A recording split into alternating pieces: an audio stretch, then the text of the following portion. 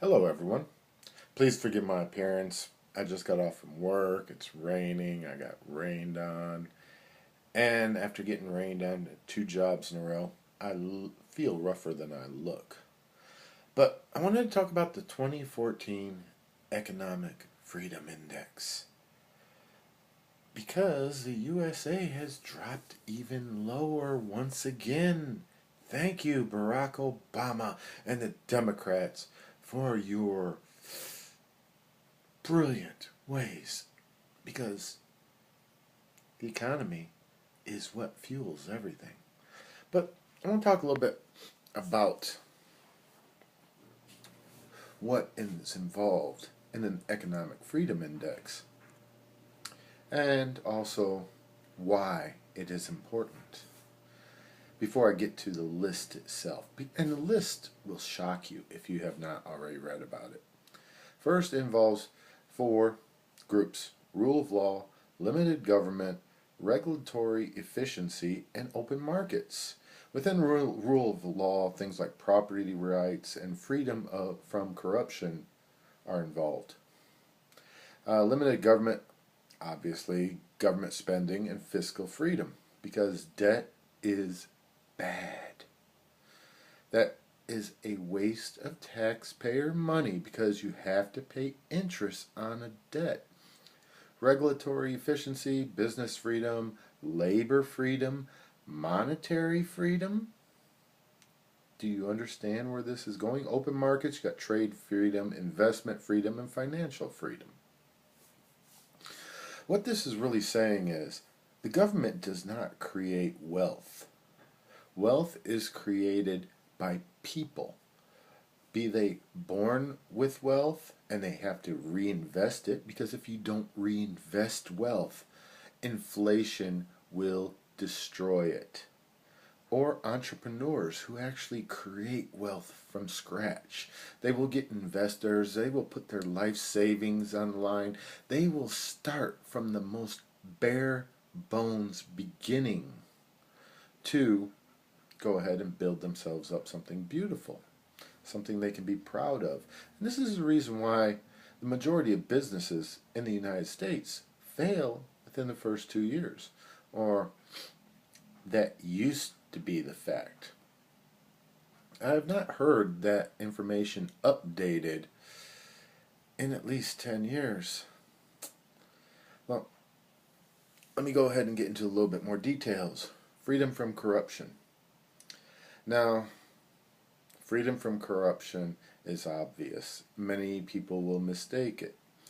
No, it's the greasing of palms that you have to do within the bureaucracy to actually get your ability to build your factory, make your widgets, or whatever else, provide your service. When you have to grease palms either directly through bribes or indirectly through campaign donations, it creates a hostile environment. It creates borders to entry. It prevents the smaller person from being able to enter the marketplace with their idea, with their plans for a service or a good. Property rights is the protection of the individual's rights to their property, be it money, be it land, be it an idea. It prevents the government from taking them against the will of the individual. Now, limited government, government spending, and fiscal freedom. Obviously, you have to worry about the government spending because, as I already said, debt creates a waste. Let me tell you this. There is nothing that a rich person can do with their money that is bad for the economy. It doesn't matter what they do. Well, there is one thing, but I'll get to that. See if you can guess what that one thing is. I've said it before in other videos. Many of you may know where I'm going. But it doesn't matter if they spend it to buy something. Someone had to had to go ahead and build that. So they had to make that good. Even if it was made in another country, it had to be imported, and that provided some people with jobs. It had to be delivered, and that provided more people with jobs. They invested to make money. Maybe they're the investor to the entrepreneur I mentioned earlier. They're enabling the entrepreneur who has this new idea to be able to provide that service or provide that good for society, and for that person to be able to build themselves something that they can be proud of. They can do anything. They can put it in the stock market. They can buy commodities. They can do whatever they want to with it. They can buy property. They're going to pay taxes on the property. Even if they stuff it in their mattress, they are helping inflation. The only thing that they can do that will hurt the economy, that will not help it, is to give it to the government. Because the government is very inefficient. The government wastes money. The government does not provide a return on the dollar. So that's the problem with government spending and fiscal freedom. Now, the regulatory efficiency: business freedom, labor freedom, monetary freedom. Monetary freedom is a complex issue. It involves the free flow of money across borders, which finance is not my area of expertise, so I would rather not get into that. Labor freedom and business freedom are basically the freedom from regulation. Because with how drastic regulations are getting today, it's not going to be difficult for somebody with money to enter the business market. It's easy for them. They have money. They can afford to hire the right advisors. They can afford to get the law firm, to get the experts on the field, on that regulation, to assist them to be able to fulfill the letter of the law. But you have to remember, Lady Justice is blind. And if you start a business and you do something wrong, Lady Justice is going to come after you. And you can't claim, I didn't know, because Lady Justice doesn't care. So you are going to be at fault. You are going to end up in the nightmare of violating government regulations, be it EPA, Department of Labor, doesn't matter. You are going to end up in violation of the law. The normal person goes on the concept of common sense. Common sense is something that is very rare within the government, and that creates problems because the government is full of these bureaucrats that think they know what's best for you, me, and everyone else. They are on their pedestal. They are on Mount Olympus looking down at us. They have forgotten who they serve. Now, I'm not a libertarian, so I'm not going to say, and even libertarians argue about this amongst themselves, the amount of regulation that is proper. I'm not a libertarian, so I'm not going to say we need to be completely free of regulation, because obviously we don't. We do need regulation. The question is, how much is right? And I'm of the Thomas Sowell school when I say liberals believe that they can create a utopia through their regulations.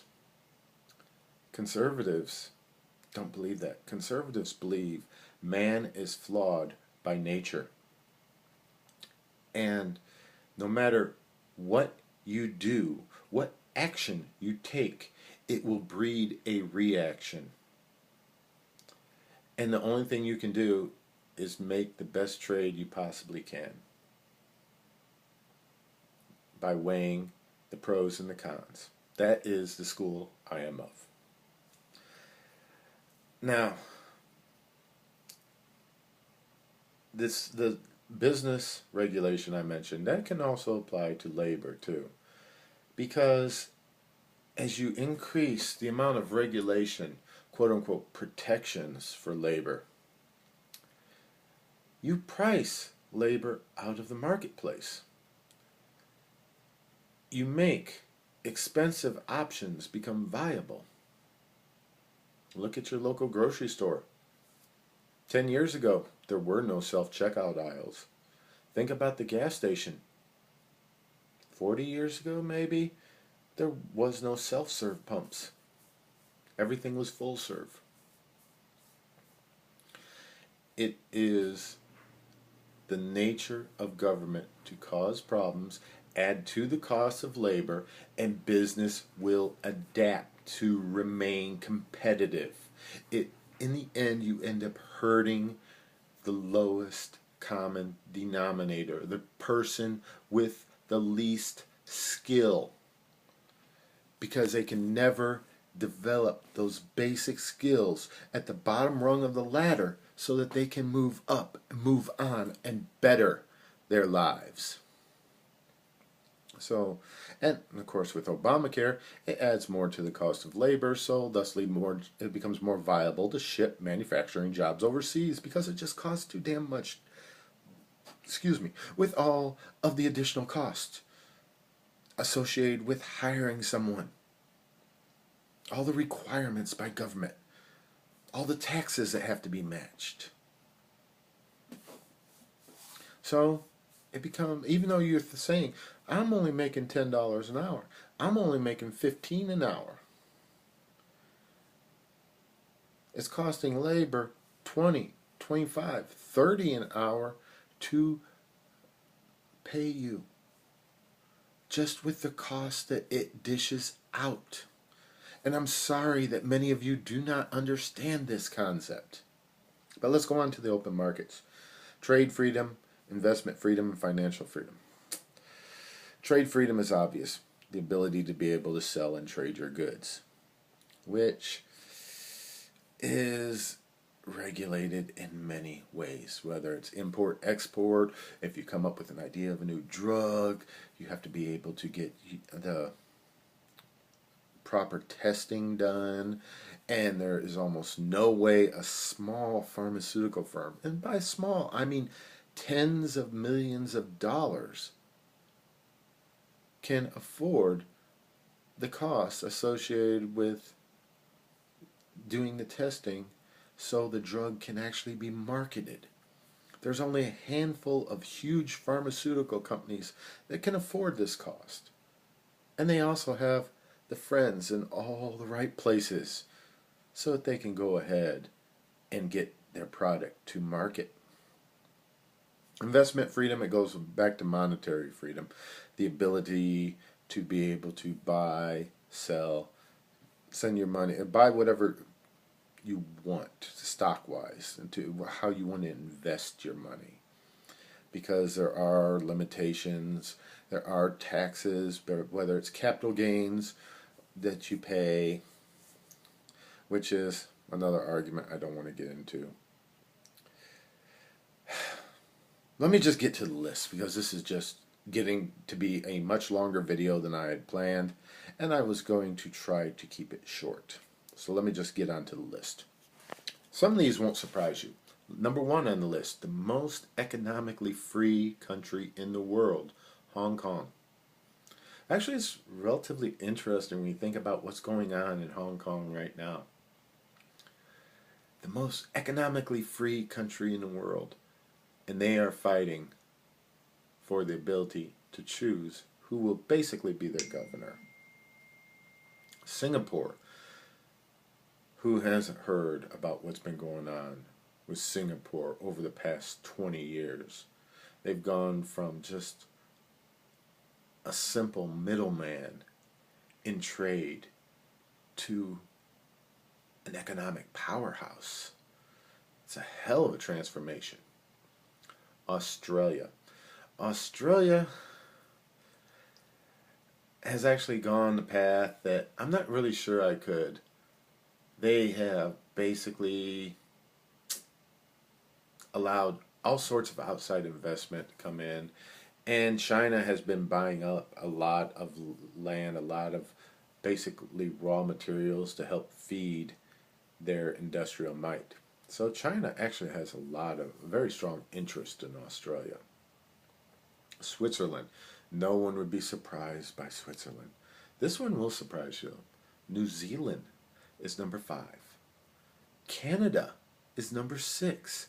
With all of the taxes that Canada has, Canada is number 6. Number 7, hold your breath, Chile. Chile is number 7. Chile is more economically free than the United States of America. Now, I'm going to screw up the pronunciation of this country, and I'm sorry. It's a small, I had to look it up. I'm proud of my geography, but I had to look this one up. It is a small island, if you want to call 1.2 million people small, east of Madagascar. And Madagascar is on the southeastern part of Africa. And this country, island, is considered part of Africa. Mauritius. I know I screwed that up, and my apologies. That's number 8.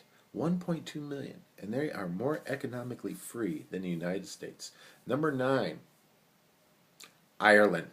Ireland is number 9. You remember 3 years ago, I believe it was, Ireland was one of those countries that was so debt-ridden, they were about to drag down the EU. And they have drastically improved government spending and fiscal freedom. They have done an amazing turnaround. And Ireland is number 9. Number 10. Denmark. Denmark. The socialist liberal nightmare of Denmark is more economically free than the United States of America. Number 11, Estonia. If you don't know where Estonia is one of the former Baltic republics of the USSR.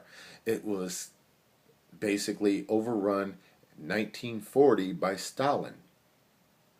So Estonia, a country that was formerly part of the USSR for over 50 years, has turned themselves around to the point where in 20 years they are more economically free than the United States of America. Think about that. Number 12 is the United States. We are number 12. Thanks. That's all I can do is say thank you to Harry Reid. Thank you to Nancy Pelosi. Thank you to Barack Obama. Thank you to all of you on the left.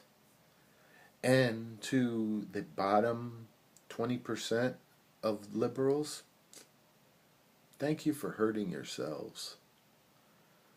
Because the economy, the ability of economic freedom is what made the United States a superpower. You can say we were off by ourselves in North America, which is true. You can say we were blessed by natural resources, which is true. But without economic freedom, those natural resources would have never been taken advantage of. We would have never used them. Without economic freedom, we would never have had the inventors that just had to go ahead and try the craziest things like the phonograph, the telegraph, electricity. We would not have had any of that. I don't know what to say to you people if you don't realize it. We are the world's superpower. Not because we have the baddest military on the planet. We have the baddest military on the planet because we had the baddest economy on the planet. Biggest economy. Unfortunately now it is working its way into the baddest economy on the planet. If we do not embrace what made us great, we will fall to the wayside like France did in 1940. Think about it. Thank you. And to all of you on the right, much love. To you on the left, happy Columbus Day.